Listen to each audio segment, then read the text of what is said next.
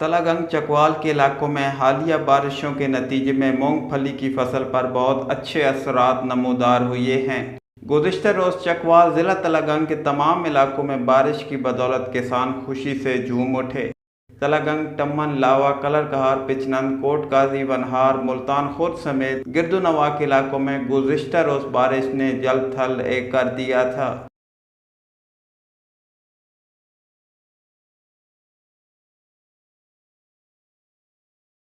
इस वक्त आप रोड किनारे मूंगफली की फसल को देख सकते हैं कि किस तरह हरे भरे खेत नज़र आ रहे हैं।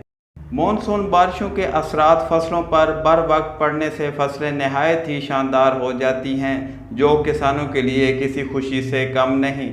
तलागंग, चकवाल, टम्मन, मियांवाली, कलरकहार, लावा समेत अटक के इलाकों में मज़ीद मानसून बारिशों का अमकान मौजूद है। तलागंग के इलाकों में मूंगफली की फसल की हल्की सी झलक पुकार तलागंग नाजरीन स्क्रीन पर देख रहे हैं।